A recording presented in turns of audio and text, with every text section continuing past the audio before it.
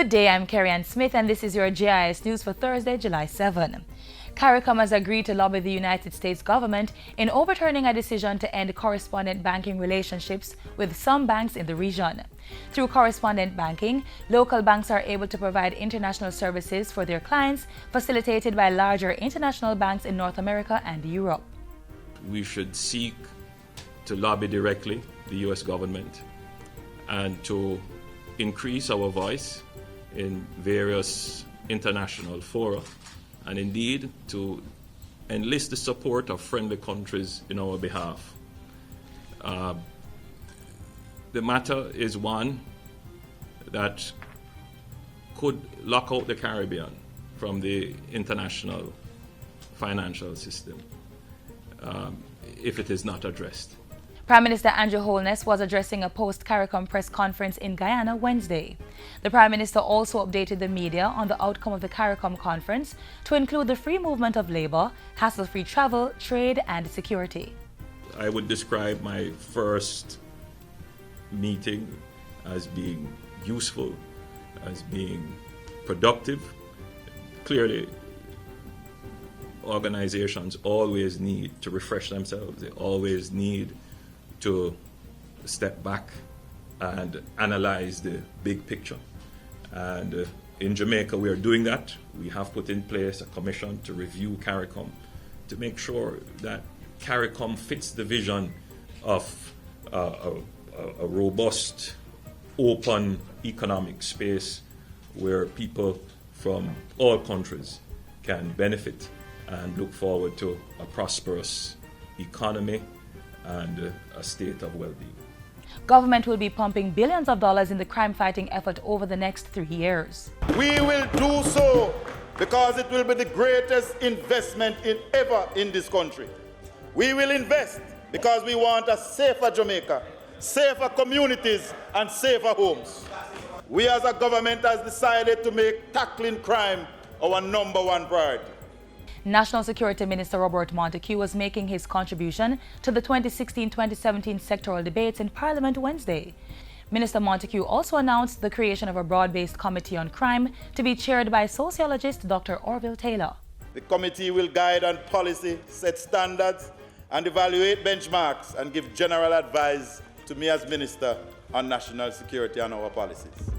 One of their first tasks will be to set a timetable on all the recommendations that have been made over the last 20 years for implementation. The Evaluation Center in the Ministry is already compiling all the studies and recommendations. The committee will comprise members from civil society, the media, trade unions, academia, and other social interests.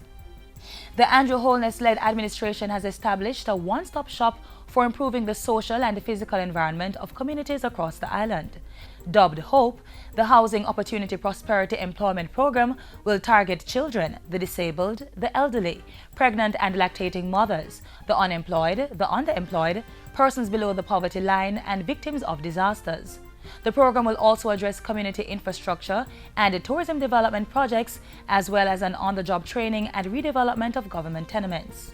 As a multi-sector intergovernment agency, the H.O.P.E program will offer a range of service to its targeted beneficiaries, as well as opportunity for the submission of project proposal from members of parliament, community-based organizations, and participating agencies.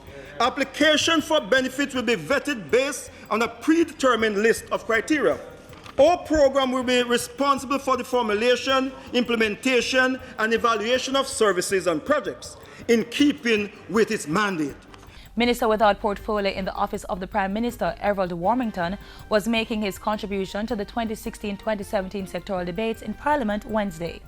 Mr. Warmington says the H.O.P.E program effectively replaces the Jamaica Emergency Employment Program, J.E.E.P, and incorporates several initiatives that were previously in other ministries and agencies.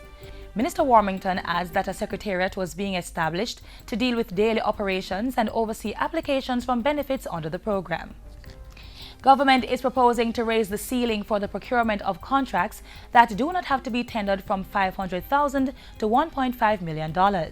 In his sectoral presentation, Minister Warmington argued that the amount should be lifted based on the devaluation of the Jamaican dollar by 65 to 70%.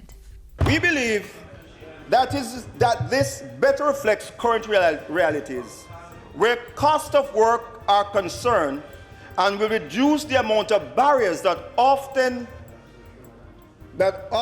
prevent simple tasks from being accomplished in a reasonable time.